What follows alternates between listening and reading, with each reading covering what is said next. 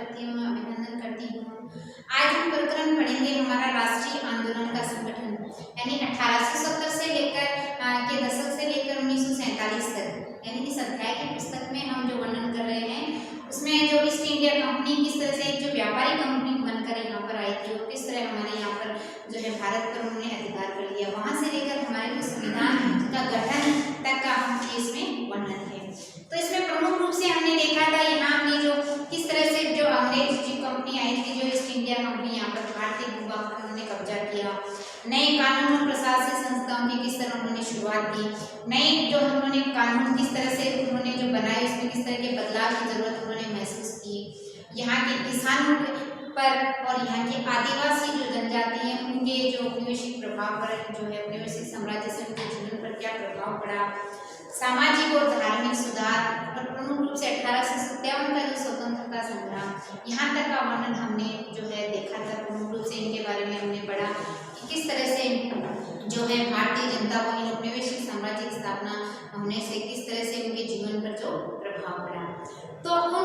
उपरोक्त जो भी बदलाव आए उनमें से जो है प्रमुख रूप से ये राष्ट्रीय आंदोलन के जो है प्रेरणा जो है दायी रहे हैं, उनसे हमें बदलावों से ये जो है हम सोचने के लिए महसूस हो जाते हैं कि ये देश क्या है और किसके लिए है, यानी जितने भी औपनिवेशिक साम्राज्य में जो कार्य जो चल रहे थे तो उससे लोगों को ये सोचने पर मजबूर कर दिया कि ये देश क्या है और किसके लिए है। तो यहाँ के लोगों को ये महसूस हुआ कि ये देश जो है भारत है वो यहाँ के रहने वाले लोगों का है, यानी भारत का मतलब है कि यहाँ की जनता जो प्रमुख रूप से भारतीय हो, जिसमें किसी भी रंग जाति भाषा भेदभाव नहीं होता हो, जो प्रमुख रूप से मूल रूप से वो भारतीय हो, वो है भारत, यानी भारत का मतलब यहाँ भारत की जनता से है। तो इस जवाब के साथ ये एहसास भी उनको सामने आया कि अंग्रेज भारत के संसार में यहाँ तक के लोगों पर भी जबरदस्ती वो कब्जा जमाए हुए हैं, तो उन पर जब तक उनका नियंत्रण खत्म नहीं हो जाता तब तक भारत का जो संसाधन है जो भारतीयों के लिए वो उनको प्राप्त नहीं हो सकता, क्योंकि उनका मानना था कि जो वस्तुएं जो चीजें जिन पर सभी भारतीयों का अधिकार हो उन पर एक विदेशी जो है उसका अधिकार नहीं होना चाहिए। तो जब उनको धीरे धीरे ये एहसास होने लग गया कि ये अंग्रेज हैं वो जबरदस्ती अपने जो साम्राज्य पे अपने भूभाग पर कब्जा किए हुए हैं, तो ये चेतना 1850 के बाद जो भी राजनीतिक संगठन यहाँ पर जिन राजनीतिक संगठनों की यहाँ पर स्थापना हुई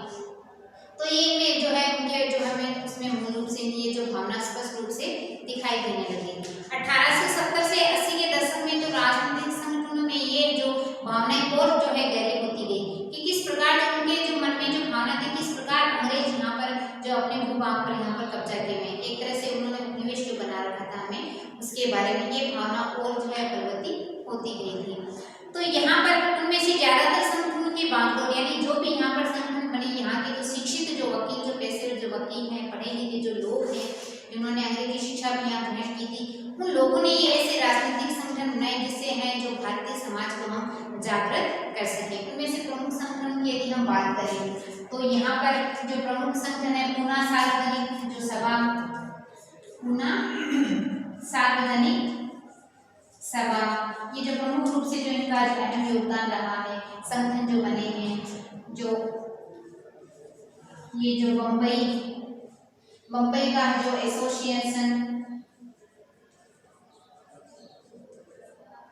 उसके बाद में जो यदि हम बात करें दूसरी जो अपनी जो राष्ट्रीय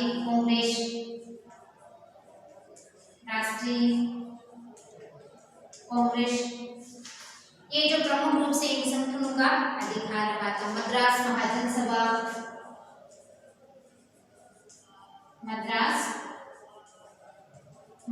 सभा, ये जो कुछ संगठन उभर के सामने आए थे, तो ये संगठन थे, इन संगठनों के द्वारा उन्होंने जो है ये बताया कि भारतीय मामलों को जो भारत के लोग हैं उनको अपने मामलों में फैसले लेने का अधिकार उनका खुद का होना चाहिए, यानी जो भी जो इंटरफेयर जो हस्तक्षेप अंग्रेज यहाँ पर जो उनके द्वारा जो औपनिवेशिक सरकार के द्वारा किया जा रहा था, तो इनके खिलाफ जो भावना को जो बलवती जो विरोधी भावना यहाँ पर और ज्यादा गहरी होती गई, जिसके तहत कुछ जो राजनीतिक संगठन यहाँ पर बनाए गए थे और ये इसी धारणा से चलते थे कि समाज के जो फैसले हैं उन पर लेने का अधिकार सिर्फ भारतीयों का ही होना चाहिए। तो यहाँ 1870 और 80 के दशक में ब्रिटिश के प्रति प्रति असंतोष यहाँ पर और ज्यादा हो गया। यानी हम बात करें तो 1870 और 80 के बीच में, ये जो दशक है 70 से 80 तक का,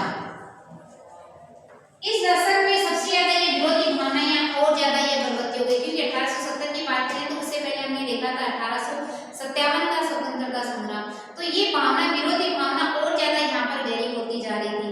1878 में यदि हम बात करें तो 1878 में एक जो है यहाँ पर जो एक्ट बनाया गया था, एक एक्ट बना था आर्म्स एक्ट, ध्यान देना। 1878 में एक अंग्रेज ने एक कानून बनाया था आर्म्स एक्ट के नाम से। उस एक्ट के तहत क्या था कि किसी भी भारतीय को अपने पास जो हथियार है वो रखने का जो अधिकार उनसे छीन लिया गया। यानी कोई भी भारतीय अपने पास किसी भी प्रकार का हथियार नहीं रख सकता। इस एक जो नया ही अंग्रेजों के द्वारा कानून बनाया गया था। दूसरा कानून इसी साल यानी 1878 में एक और नया कानून बनाया गया, यह है वर्नाक्युलर जो एक्ट, प्रेस एक्ट था। इस एक्ट के तहत क्या था, यानी किसी भी अखबार में जो आपत्तिजनक जो टिप्पणी, यानी अंग्रेजों के खिलाफ जो आपत्तिजनक जो टिप्पणी यदि छपती है तो उस प्रेस सहित उसकी सारी संपत्ति है वो सरकार जब्त कर लेगी। यानी ये भी एक जो भारतीयों के खिलाफ भी बनाया गया, यानी भारतीयों के जो अंग्रेजों के खिलाफ यदि किसी भी प्रकार की वो टिप्पणी करता है या उसकी भाषा के जो प्रयोग करता है तो उसके जिस प्रेस में यहाँ पर जो जिस प्रिंटिंग प्रेस में यहाँ के जो अखबार निकले थे उसकी प्रिंटिंग प्रेस को भी जब्त कर लें, यहाँ तक कि उनकी संपत्ति को भी जब्त किया जा सकता है। 1883 में सरकार ने एक जो नया कानून बना दिया, 83 में, ये जो इम्पोर्टेंट है कई बार आता है, 83 में इल्बर्ट बिल, ध्यान देना। ये जब अंग्रेजों के खिलाफ ये जो कानून आया था इसके तहत और ज्यादा जो संघर्ष की भावना यहाँ पर पैदा हो गई थी। क्यों, ध्यान देना, इल्बर्ट बिल कानून यहाँ किसके लिए बनाया गया था, इसमें ये प्रावधान था कि अब भारतीय न्यायाधीशों को भी ब्रिटिश और यूरोप के किसी भी व्यक्ति को जो है सजा देने का प्रावधान है। यानी किसी से जो मुकदमे जो चलते हैं, जो चला सकते हैं, जो उनपे जो न्याय करने का अधिकार भारतीय न्यायाधीशों को दिया गया। उनके प्रति ये कुछ जो अंग्रेज थे उनकी मान्यता इससे भारतीय न्यायाधीश हैं और जो अंग्रेज हैं उनके बीच कुछ समानता यहाँ पर हुई। ये बिल किसने बनाया गया, ध्यान देना, इसके लिए कि इसमें बिल में क्या था, ये प्रावधान था कि अब भारतीय न्यायाधीश भी क्या कर सकते हैं, ये अंग्रेज और किसी भी यूरोपीय व्यक्ति पर मुकदमा चला सकते हैं ताकि भारतीय न्यायाधीश और अंग्रेजों के बीच में समानता हो। लेकिन जो ये अंग्रेजों को ये बिल पसंद नहीं आया, ये जो कानून बना ये अंग्रेजों ने इनका सबसे ज्यादा विरोध यहाँ पर किया कि कोई भारतीय जिसको वो निम्न स्तर का मानते थे कि कोई भी भारतीय हम पर कानून जो है चला सकता है, हम पर मुकदमा कैसे जो है चला सकता है। तो इसके लिए उन्होंने क्या किया, यहाँ पर इस बिल का उन्होंने सबसे ज्यादा विरोध किया। तो जब अंग्रेजों ने इसका विरोध किया तो अंग्रेज जो औपनिवेशिक सरकार थी उन्होंने ये बिल यानी ये कानून वापस ले लिया। तो ये जब कानून वापस ले लिया गया कि जब अंग्रेजों के समर्थन में नहीं था ये बिल, तो नहीं था कानून, तब उन्होंने ये कानून वापस ले लिया। तो भारतीयों में ये भावना, विरोधी भावना और ज्यादा गहरी हो गई और इस बात का जो है काफी जो विरोध किया गया, इस घटना का काफी विरोध किया गया और इस घटना से भारत में अंग्रेजों के असली रवैये का पता चल चुका था। यानी अब भारतीयों को लगने लगा कि असली मकसद यहाँ पर अंग्रेजों का क्या था, किस तरह से वो यहाँ पर अपना जो जिस तरह से वो चलाया, जैसे हमने देखा आर्म एक्ट बनाया तो सिर्फ भारतीयों के लिए था कि कोई भारतीय हथियार नहीं रख सकता,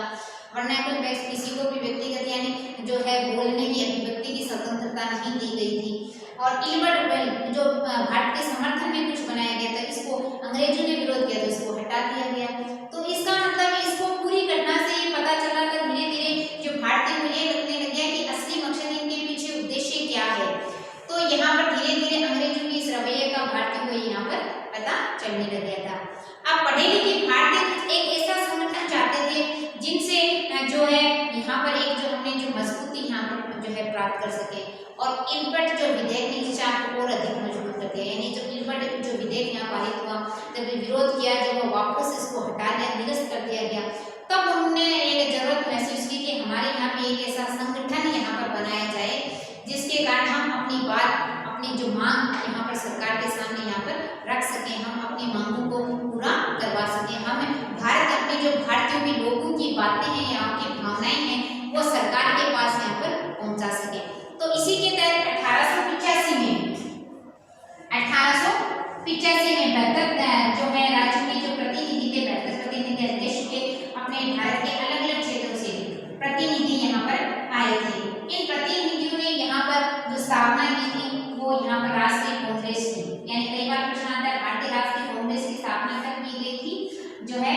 1885 में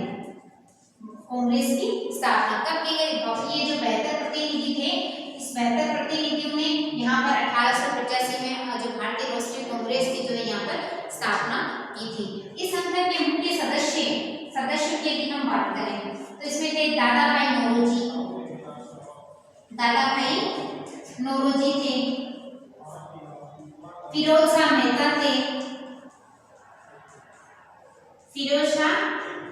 थे, यानी जो महत्वपूर्ण जो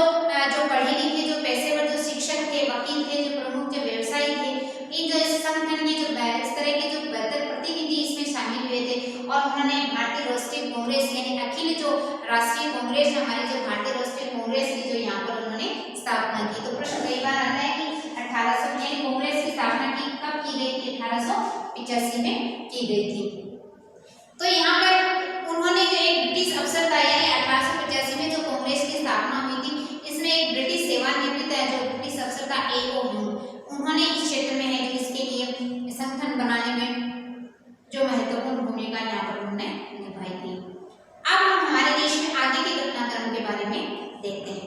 अक्सर कहा जाता है कि अगले 20 सालों में जो कांग्रेस अपने उद्देश्य और तरीकों के हिसाब से मध्य मार्गी पार्टी बनी रही थी, यानी जब बनी थी 1885 से लेकर आने वाले इसके 20 साल थे,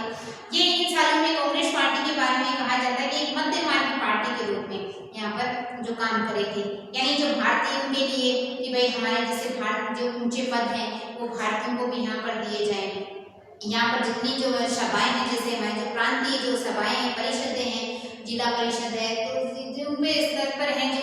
भारतीय पदों को यहाँ पर जो है की जाए, यानी भारतीय को जो कुछ पद जो है जैसे सिविल की जो परीक्षा होती थी लंदन में नहीं होकर ये परीक्षा है जो भारत में आयोजित की जाए। इस तरह की जो अन्य विनय की जो यहाँ पर जो कांग्रेस के द्वारा यहाँ पर जो नीति या मांगे की जा रही थी, उनका जो है वो अपना जो प्रार्थना यहाँ पर कर रहे थे। अब शासन व्यवस्था में भारतीयकरण की मांग थी, वो नस्लवाद के खिलाफ चलने वाले आंदोलन का हिस्सा थी। अब ये जो कांग्रेस जो मांगे कर रही थी, ये नस्लवाद के भी एक आंदोलन का एक हिस्सा थी, क्योंकि भारत के जितने भी ऊंचे पद थे, भारतीय जो ऊंचे पद थे, वो सारे के सारे गोरों का कब्जा था कि भारत में नस्ल में थी। यहाँ पर भारत के लोगों को अंग्रेज के जो लोग थे, उपनिवेशिक सरकार को असभ्य मानती थी। काले और जो गोरे रंग का जो भेदभाव यहाँ पर किया जाता था भारतीय लोगों को, जैसे प्रथम श्रेणी में उनको बेड में नहीं लिया जाता, यहाँ पर जिस तरह का जो भेदभाव किया जाता था, तो ऊंचे ऊंचे पद पर इन जो है अंग्रेजी सरकार के अफसरों का यहाँ पर उनका दबदबा था। और अंग्रेज आमतौर पर ये मानकर चलते थे कि भारतीय को जिम्मेदारी के पद नहीं दिए जा सकते। क्यों? क्योंकि अंग्रेज जितने भी जो ऊंचे ऊंचे पद पर थे, उनको जो भारी वेतन जो मिलता था, उनका बहुत बड़ा हिस्सा वो अपने देश में पहुंचाते थे। यदि भारतीय के लोग इस पद पर पहुंच जाएं तो भारत की जो संपत्ति है तो भारतीयों के पास भारत देश में ही रह जाए, इसलिए वो नहीं चाहते थे कि भारत के लोगों को बड़ी बड़ी जो है पद यहाँ पर दिए जा सके। तो यहाँ पर भारतीयों की मांग थी कि न्यायपालिका और कार्यपालिका को अलग किया जाए और जो आर्म्स जो एक्ट जो लागू किया गया इसको यहाँ पर निरस्त कर दिया जाए, यानी ये जो कानून बनाया गया था भारत में वो उसको बंद कर दिया जाए। और यहाँ पर लोगों को जो वर्ल्ड प्रेस एक्ट भी बनाया गया था इसी कानून के, यानी लोगों को व्यक्तिगत अभिव्यक्ति और स्वतंत्रता की जो है यहाँ पर बोलने की स्वतंत्रता होनी चाहिए। शुरुआती सालों में कांग्रेस के कुछ आर्थिक मुद्दे भी हटाए थे। उनका कहना था कि भारत में ब्रिटिश शासन की वजह से गरीब और अकाल की यहाँ पर स्थिति हो गई है, लोगों के जो है उद्योग धंधे यहाँ पर उन्होंने नष्ट हो गए थे।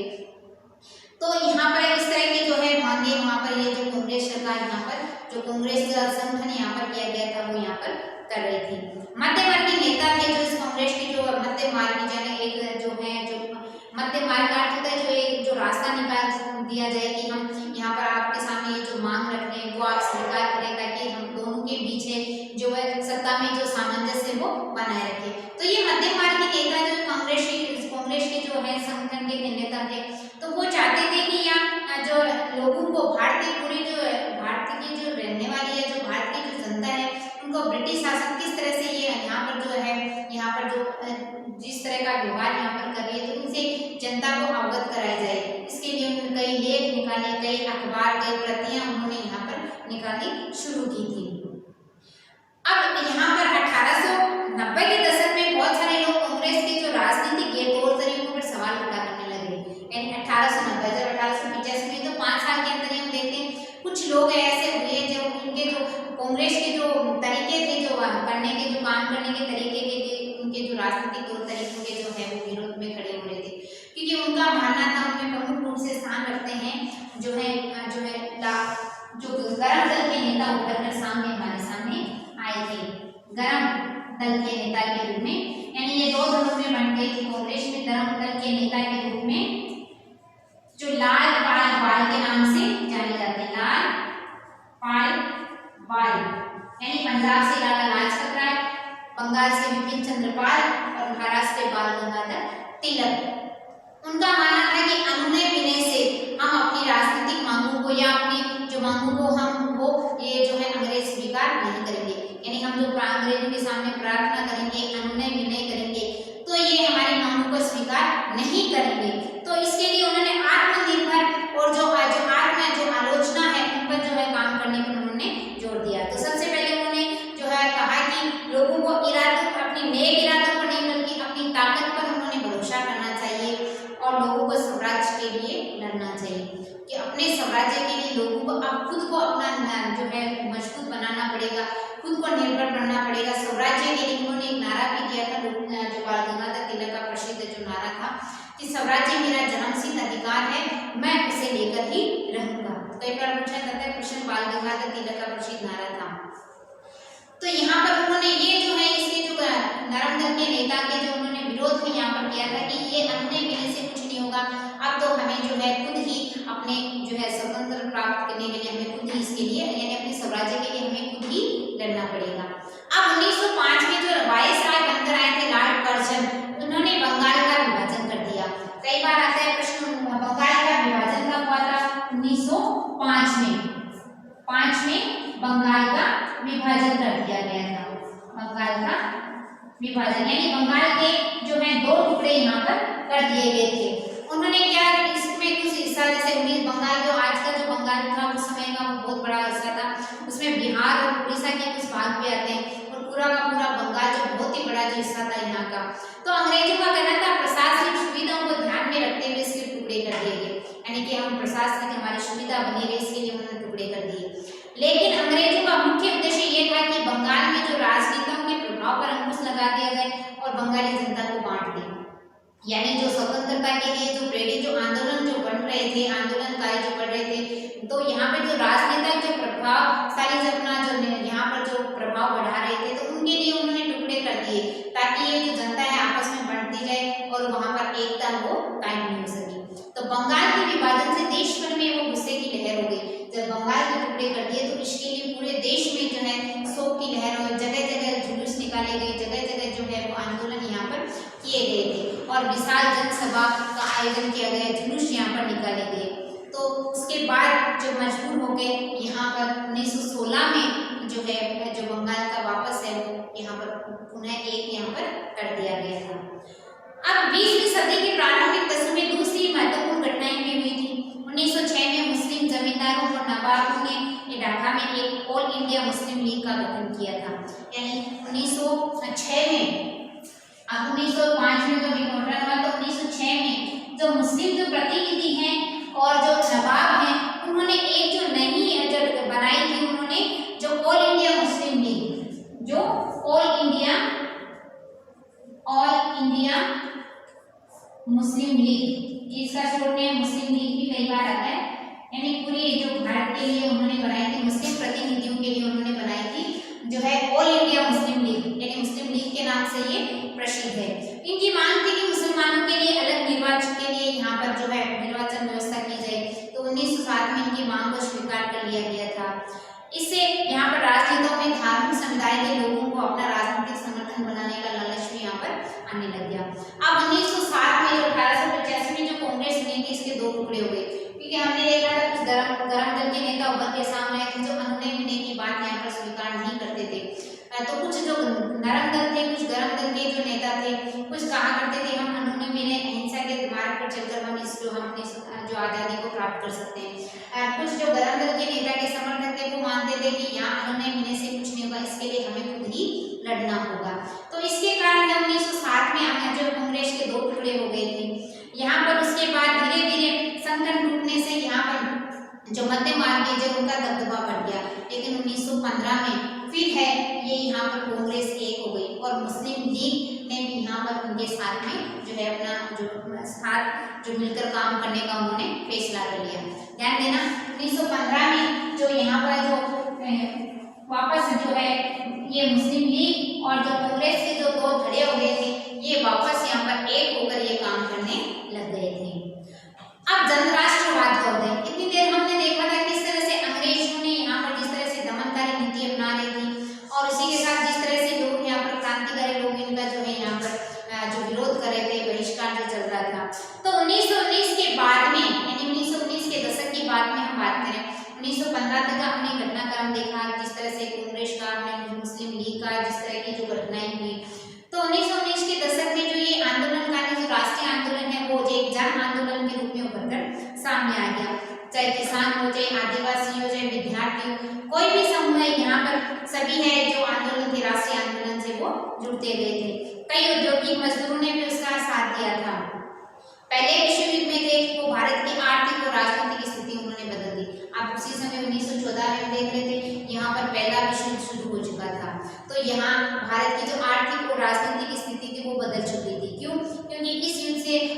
जो इस युद्ध में ब्रिटेन भी एक जो है मित्र राष्ट्र की तरफ से भाग ले रहा था। यानी जो पहला विश्व युद्ध था इस युद्ध में ब्रिटेन ने इस युद्ध में भाग लिया था। तो यहाँ से भी बहुत सारे सिपाहियों को जो भारतीय सिपाहियों को यहाँ युद्ध के लिए बाहर भेजा गया था।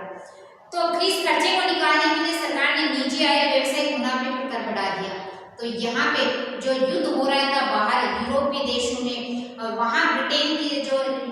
युद्ध लड़ रहा था, यहाँ पहली बार तो यहाँ भारतीयों के सिपाहियों को भी लेकर गए। दूसरी बात जो युद्ध का जो खर्चा आ रहा था वो ब्रिटेन से वहन नहीं करके भारतीयों से वहन किया जा रहा था। यानी उन पे कर बढ़ा दिए गए, उनके लगान बढ़ा दिए गए, बढ़ती हर क्षेत्र में ये करों में जो है वृद्धि की गई थी, जिसके कारण यहाँ पर जो है लोगों ने इनका जो बहुत ज्यादा विरोध किया था। इससे पहले वाले पाठों में हमने पढ़े थे किस तरह से रेलवे विस्तार करने के लिए उन्होंने वृद्धि की, जो कपड़े के लिए उन्होंने किस प्रकार कदम में वृद्धि की थी। तो युद्ध में भी उन्होंने अपनी सेना को बढ़ाने के लिए विवश किया। यानी अब इस क्षेत्र में तो करके जब सेना की जरूरत पड़ी तो सिपाहियों के लिए उन्होंने इस क्षेत्र में भी लोगों को जो है विवश कर दिया कि आपको यहाँ युद्ध क्षेत्र के लिए जाना पड़ेगा।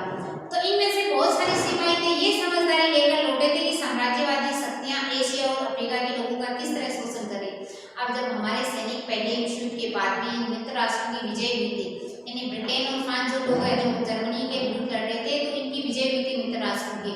तो यहाँ के हमारे सैनिक जो गए थे वो जब आए थे वहां से तब उनको पता चला था किस तरह से एशिया और अफ्रीका में जो औपनिवेशिक जो शक्तियां हैं जैसे हमारे यहाँ ब्रिटेन की, तो किस तरह से औपनिवेशिक शक्तियां वहां की जनता पर जो शोषण करती है। तो ये लोग भी भारत के औपनिवेशिक शासन का विरोध करने लगे। यहाँ देखना 1857 का संग्राम भी सैनिक विद्रोह से हुआ था और यही सैनिक जब उनको जबरदस्ती वहां पर युद्ध के लिए भेजा गया था और जब वापस यहाँ पर युद्ध से लौट कर आए तो उनको ये लगने लगे कि ये तो दमनकारी जो है जो सरकार है तो इसके लिए हमें इसका विरोध करना चाहिए। इसी के साथ 1917 में रूस में जो है एक क्रांति हो गई थी, रूस में क्रांति हो गई। तो इस घटना के चलते जो किसान और मजदूरों में जो संघर्ष का समाचार पत्र हैं वो यहाँ पर जो उनके जो समाजवादियों के जो विचार हैं वो बड़े पैमाने पर फैलने लगे, जिनसे जो भारतीय राष्ट्रवादियों को भी जो यहाँ पर बड़ी प्रेरणा मिली थी। यानी जो भी उस समय जो रूस में जो क्रांति हुई थी 1917 में जो जाट का साथ जो निरंकुश जो शासन था निकोलस द्वितीय का उसको हटा दिया गया था और किस तरह से वहाँ पर जो क्रांति हुई थी जो समाजवादियों ने क्रांति, तो यहाँ के जो राष्ट्रवादी हमारे जो भारतीय राष्ट्रवादियों को भी उनसे प्रेरणा मिली थी और वे राष्ट्रीय आंदोलन के लिए यहाँ पर प्रेरित हुए थे। तो इस प्रकार हमने देखा था किस प्रकार यहाँ पर जो अंग्रेज यहाँ पर जो दमनकारी जो यहाँ पर शोषण यहाँ पर भारतीयों का किया जा रहा था और भारतीयों को धीरे धीरे एहसास होने लगा कि अब ये जो अंग्रेजी सरकार है हमारे लिए हित में नहीं है, इसलिए हमें इन्हें उखाड़ कर फेंकना होगा। क्योंकि जिस तरह से हमने देखा किस तरह से जो आर्म एक्ट है जिस तरह से जो कानून बनाए गए वो सारे के सारे जो भारतीयों को दबाने के लिए किए गए और अपना स्तर ऊंचा रखने के लिए उन्होंने किए थे। तो इसको एक बार आप देखना और समझना। कल हम महात्मा गांधी का आगे इसी में आएगा आपके महात्मा गांधी किस प्रकार और किस कौन कौन से उन्होंने जो प्रमुख आंदोलन किए और किस तरह से हमारा देश और राष्ट्रीय आंदोलन जो इतना जो बढ़ा कि यहाँ पर 1947 में हमें जो है वो अपनी आज़ादी वो प्राप्त की थी। तो इसको एक बार आप देखना और समझना।